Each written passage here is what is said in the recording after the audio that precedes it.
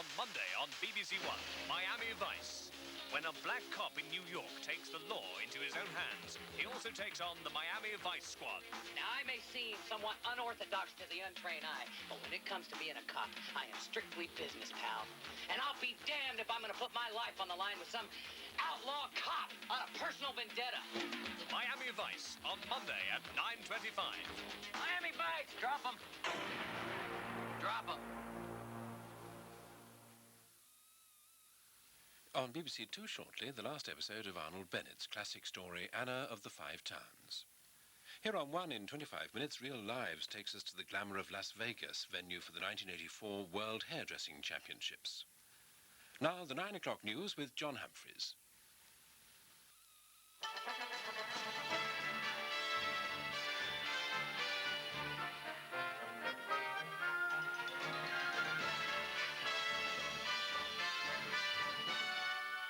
Deadlock in the miners' talks. The union still won't give a written guarantee. The shed where police think stolen gold was melted down. The Lord Chief Justice wants new laws to strip drug dealers of their profits.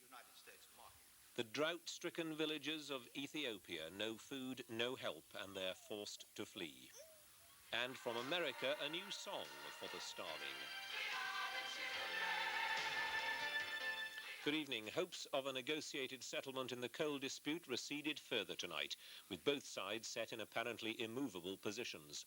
The Coal Board still insists on a written undertaking that the union will discuss pit closures on economic grounds if there are to be new talks. The union says it won't accept any such preconditions.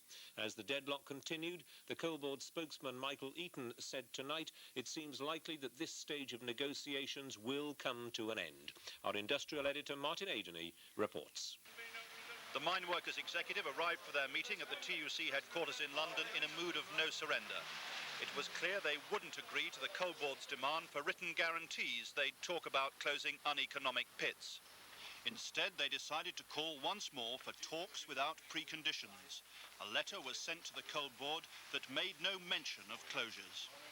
The executive, including me, are keen to have a settlement. But it's not going to be on the National Coal Board's terms. It's going to be a negotiated settlement, an agreement between us, not just what they want to do. There's no way we're giving a blank cheque to anyone. In fact, no trade union official would ever give that. And that's the sort of mentality and attitude that's prevailing. Then, after further talks with TUC officials, the executive left to stand by in the case of further talks tomorrow. The National Executive Committee today unanimously emphasised that the Executive Committee wish a resumption of negotiations, but without preconditions. And that was very strongly emphasised, even from those areas who were not involved in the action. That means no written commitments from the union in advance. It means very simply that the NUM want to see a resumption of negotiations, but without any preconditions on either side. So after a day of toing and froing and brief letters passing in opposite directions, the peace process appears not to have moved at all in the last 24 hours. Indeed, there are clear signs that the Coal Board is losing its patience, believing it's now being messed around by the union, and it's approaching the point where it backs out of talks altogether and relies instead on the drift back to work. It may wait until the executive meets again tomorrow, but the point of breakdown now appears to be approaching quickly. There's been a setback for the NUM. More than £5 million of the money they'd sent abroad to avoid sequestration has been recovered by the receiver. That's more than half of their total assets. The receiver told the High Court that the £200,000 fine levied on the union for contempt last year has now been paid. The £4.9 million was in a Luxembourg bank. Now it's been seized. The receiver's next target is the £3 million held in Dublin and Switzerland. John Fryer reports. It's taken the receiver 2 months to prize the money from the Luxembourg bank. He said it hadn't been easy. After my appointment as receiver of the NUM on December the 7th, I told you that recovering the assets of the union would not be a straightforward task. The recovery today of the sum of £4,900,586 is a culmination of some complex and fast-moving negotiations by myself and my team. The NUM's funds have been switched in and out of various currencies while they've been abroad, earning the Union an extra £150,000. But that's been swallowed up by the receiver's costs and fees. Mr. Arnold's counsel told the court he hoped the NUM would now see sense, as he put it, to stop more money going the same way. Then, having dealt one blow to NUM morale, Mr. Arnold left for Dublin to try to lay his hands on the Union's cash lodged there. There's to be a Commons debate on the miners' strike next Monday in the Labour Party's time. The shadow cabinet are apparently satisfied that the debate won't damage the prospects of negotiation. OPEC have voted to cut the price of their more expensive oil, but 3 of the countries refused to sign the new agreement. So observers are saying it's too early to know if this latest attempt to stabilise world oil markets will succeed. It has helped the pound and the stock market, though. The FT index rose by 25.5 and the pound gained 1 1/4 cents. In New York a short while ago it was up another 2/3 of a cent. On the new OPEC deal, James Long from Geneva. This would be a strong agreement if all 13 OPEC members had put their names to it. As it is, Algeria, Libya and Iran wouldn't sign, and despite displays of friendship, OPEC's divisions are clouding the immediate prospects for oil prices, both for OPEC itself and for Britain. The deal to cut OPEC's top prices for light-grade oils by over $1 stands or falls on the next actions by Nigeria and Britain. Nigeria, desperate for cash, was undercutting the rest of OPEC. It's been painfully encouraged back into line, matching the British price.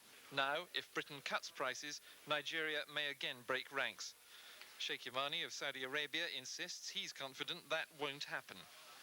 And I think Great Britain will be able now to maintain its price, and God knows, maybe in the future it will go up. He also said the British miners' strike was distorting the oil market, so I asked him if his prices were being affected by Arthur Scargill. No, not really, because Great Britain increased its production so much that the increase in the level of the North Sea production is swallowed by the activities of Mr. Scargill. Sheikh Yamani also gave an interesting hint that he's been in close touch with Energy Secretary Peter Walker, perhaps even during this OPEC meeting. The pressure on Britain to drop the North Sea price will only disappear if low oil prices in the open market go up and stay up. OPEC is trying to persuade the world it's serious about cutting production to support prices. It's even appointed a firm of Dutch accountants to check each member country's output. But the dissent here leaves question marks for the pound and for the North Sea, at least until the oil markets weigh it all up and give their verdict. The Chancellor of the Exchequer, Nigel Lawson, said today Britain is still on course after battening down the hatches against the storms in the international financial markets. He was speaking to members of the Newspaper Society. But what has happened over the past few days and weeks is that a storm has blown up, largely for events outside our control and beyond these shores. But in due course, the storm will blow itself out, as these storms always do. Meanwhile, we have battened down the hatches and the ship remains on course. But opponents of government policies found more support tonight from the retiring Bishop of Winchester, Dr. John Taylor. He said the clergy had been forced into a new job. Because of the unfortunate disarray of these past years in the Labour Party, there have been 1 or 2 occasions when the House of Bishops has virtually taken over the role of the opposition. I think that's one of the reasons why we've won such a high profile, because pro-government press naturally want to undermine this position of the bishops. If we are, in fact, saying things that are catching the public eye, critical things, and being a sort of opposition, then we must expect to have the sort of attack that is always launched against the opposition to make us look as if we're a bunch of fools or a bunch of people who can't be relied on. And so all the exaggerated things said about the Bishop of Durham's theology were really a way of making sure that nobody took his politics seriously. Police investigating Britain's biggest robbery have now found nearly £500,000 worth of gold. It's being examined to see if it's part of the £26 million worth of bullion stolen in the Brinks-Mat warehouse raid in 1983. 24 people have been questioned about that robbery over the past 2 days, and 16 are still being held. Our Home Affairs correspondent Bill Hamilton reports. The hunt for gold stepped up a pace today as dozens of policemen descended on country mansions, palatial homes and secluded cottages across Kent, London and the West Country. As German dogs still guarded his courtyard at Lansdowne near Bath, goldsmith John Palmer was reported to be sunning it in Tenerife. The splendour of the old coach house and the surrounding woodlands was receiving the undivided attention of the police. Most of their interest centred on a corrugated iron shed, discreetly hidden in the woods 100 yards away. It had been used for smelting, and a quantity of gold was taken away for analysis. Meanwhile, Mr. Palmer's jewellery shop in Bath is empty. 100 miles away at a Kent mansion where 11 kilos of gold were uncovered yesterday, sticks and shovels were again digging through the clay. Head of the CID at Scotland Yard and the commander of the flying squad arrived to brief forensic teams who are inching their way through every room of the house. The operation is moving so quickly that senior officers now feel they're closing the net on the men they believe to be the brains behind Britain's biggest robbery. So far, nearly £500,000 has been recovered in gold, and that's now being examined by forensic and gold experts. But in some of the raids carried out, detectives have found empty houses, the occupants apparently having fled abroad. Tonight, police from the air and on the ground are keeping watch on 2 more Kent bungalows, raided in the early hours. The woman who lives in this one had gone. Indications were she'd left in a hurry. At the rear of her home, a new building housing a 90-foot swimming pool. The hectic police activity was the talk of the neighbourhood. It's all been, you know, one big surprise, actually. We didn't think West Kingstown was like that. Round the corner, another empty house. But police were waiting, just in case anyone should return. 2 ships laden with relief supplies for the starving are waiting at anchor off the coast of Ethiopia. One has been there for a fortnight, and they can't dock yet because Russian vessels are unloading military supplies. The United Nations have protested, and government officials have promised the ships at Assab will be allowed to start unloading soon. Such delays are worsening the effects of the famine in Tigray province. Thousands are now trekking to Sudan in search of food. Philip Hayton has been to Ferenoa, and here's the first of his reports. This is Tuklibab refugee camp in Sudan, a home of sorts for 50,000 people. Journey's end after a month-long walk. It's windswept and fly-infested, but most important, there is some food. These people were feeble to start with, but after weeks on their feet, they've just about had it.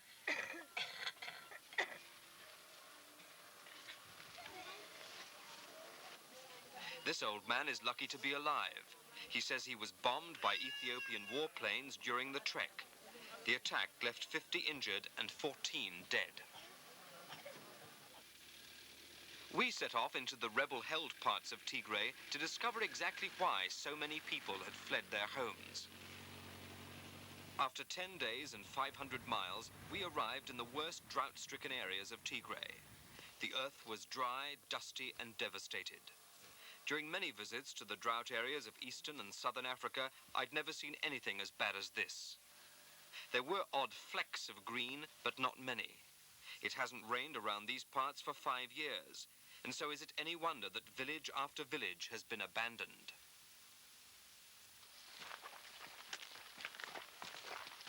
In this village, Wodo Kazina, there's not a breath of life left.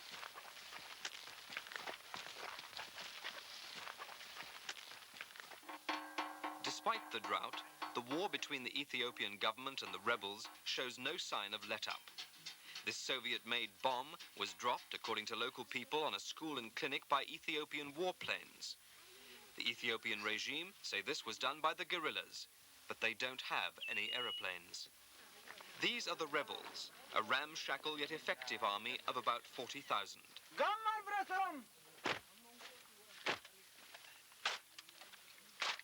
Fighters from the Tigray People's Liberation Front say they want to overthrow Ethiopia's Marxist rulers and establish a democracy in Ethiopia, with Tigray playing a full part.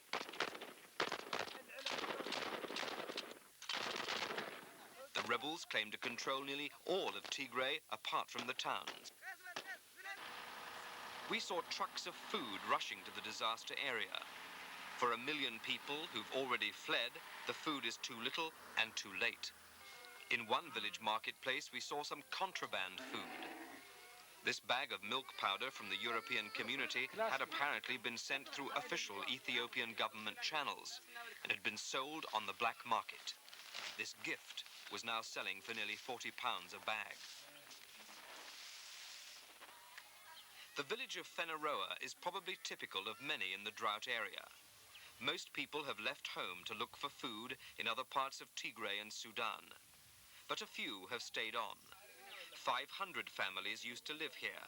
Now there are only 9. With every day, their lot gets worse. The overflowing cemetery is a grim memorial to the village's suffering. Most of them died of hunger. Many were children. The atmosphere in this village is depressing and distressing. It's as if not only man, but God has forsaken it. Despite all the international food aid, not so much as a bag, not even a handful of grain has reached this village. And there are many hundreds, indeed thousands more like it in southern Tigray. Unless someone somewhere does something fast, the suffering can only get worse. As they wait for food to arrive, the villagers shake berries off trees to fill their bellies.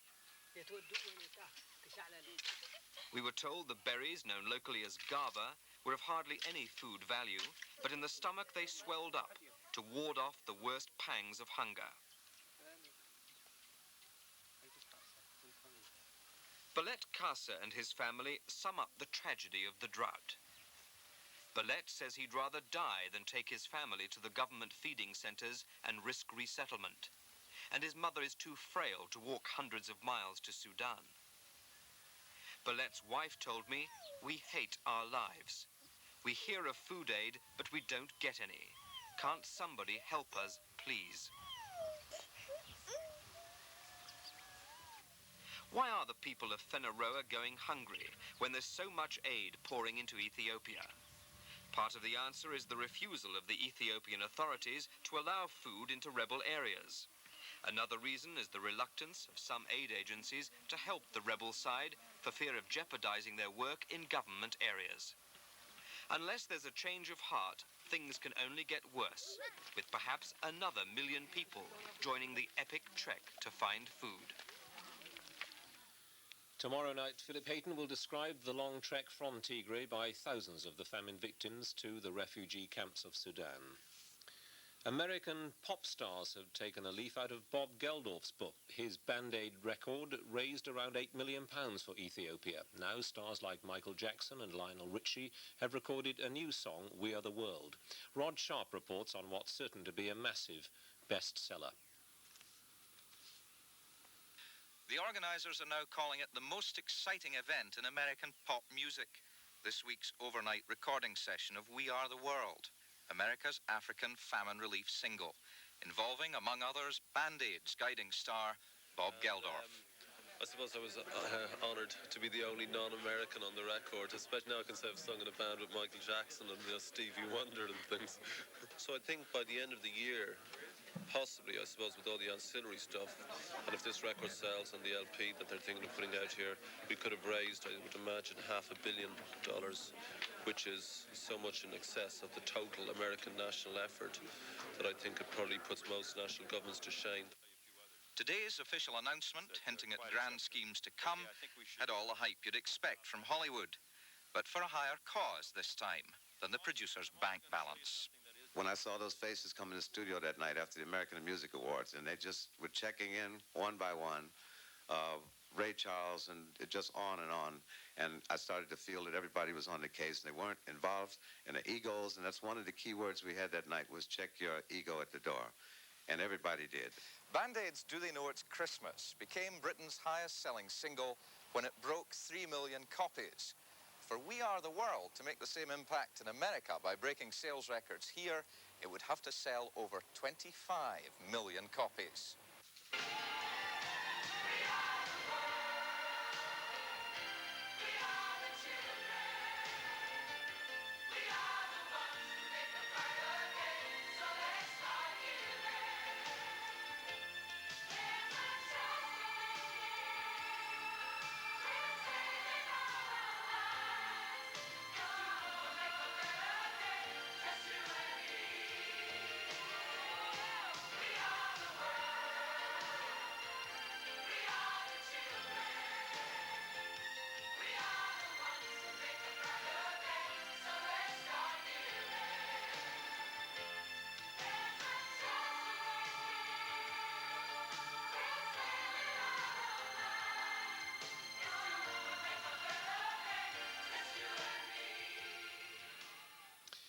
But here at home, the body of a 7-year-old girl who'd been missing overnight was found this morning by her father.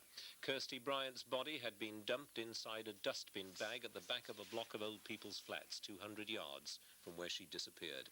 Kirsty vanished on her way home from school at Kingston-upon-Thames in Surrey. Her brother had gone into a sweet shop, leaving her outside. Scotland Yard said tonight that a man is helping with inquiries.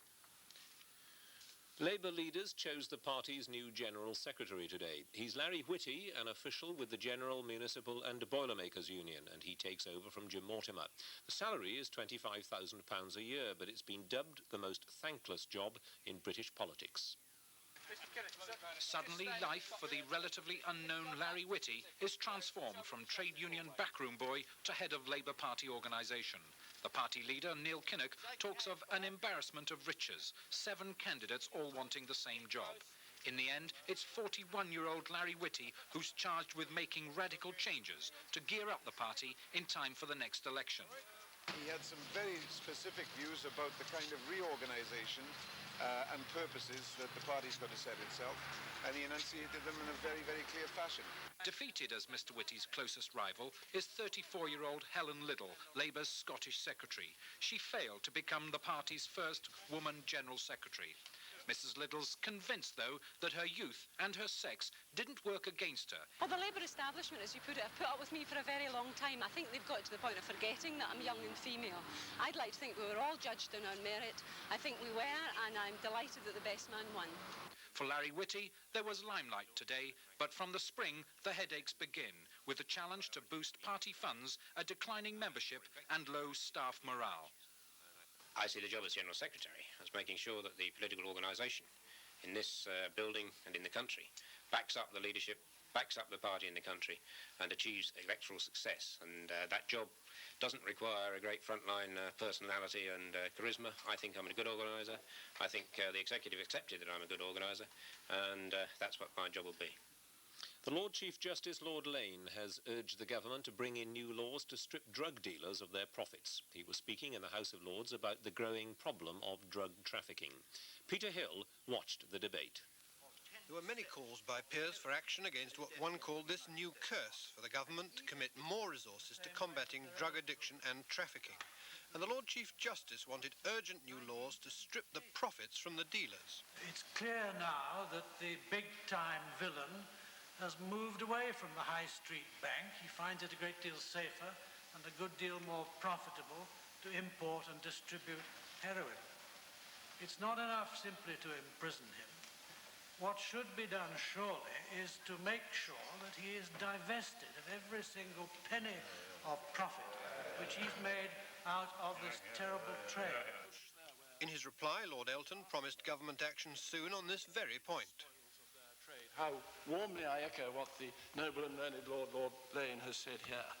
My right honourable friend has therefore announced that he intends to introduce legislation in this Parliament which will deprive them of the proceeds of their crimes. Lord Harris of Greenwich, who opened the debate, protested that customs officers were being cut back when there was a growing tide of addiction. It is though in the midst of an immense forest fire, it was decided to cut the size of the fire brigade by 25%. Drug addiction is one of those illnesses which require a great deal of time and patience. And therefore, GPs cannot tackle too many addicts. Because if a GP tries to tackle too many addicts, they take over his practice.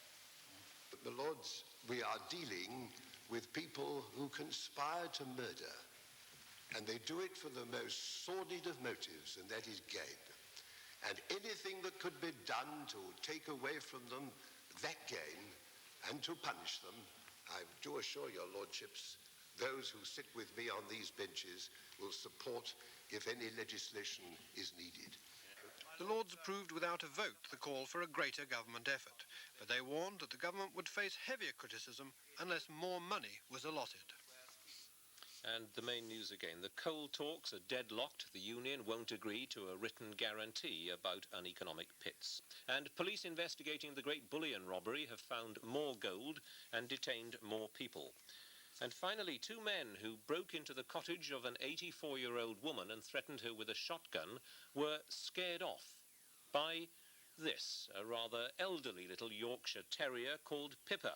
Pippa rushed at the men, barking and growling, and, said her owner, they turned and fled. In fact, Pippa's bark is literally worse than her bite. She'd had all her teeth removed 2 years ago. We tried to get her to bark for the camera, but she hid under the chair instead. Newsnight is on BBC2 at 11:15, but that's it from us for now. Good night.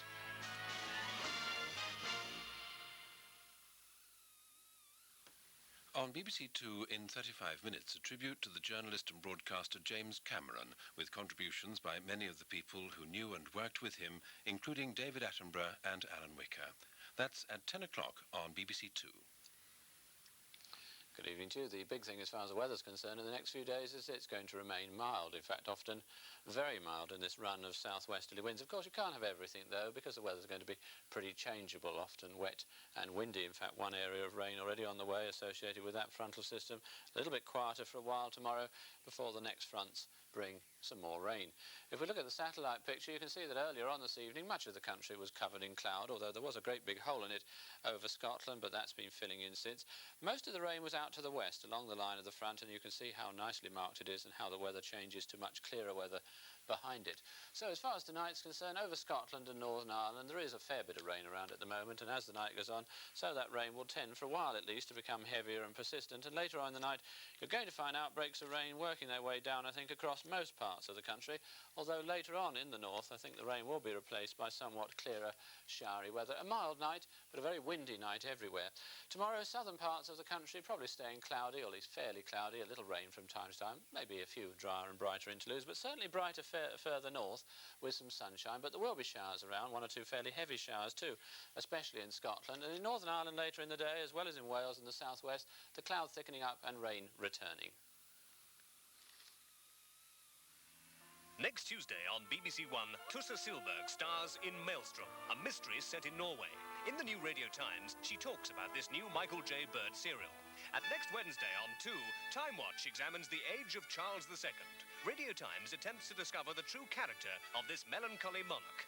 Also on Wednesday on 2, Tom Sharp's hilarious black comedy, Blot on the Landscape. Handyman Hall is threatened by a new motorway, and George Cole is Sir Giles, who favours its demolition. Handyman Hall can be regarded as a negative contribution to the architectural heritage of this country. Geraldine James is Lady Maud, who'll defend it to the last. You'd better...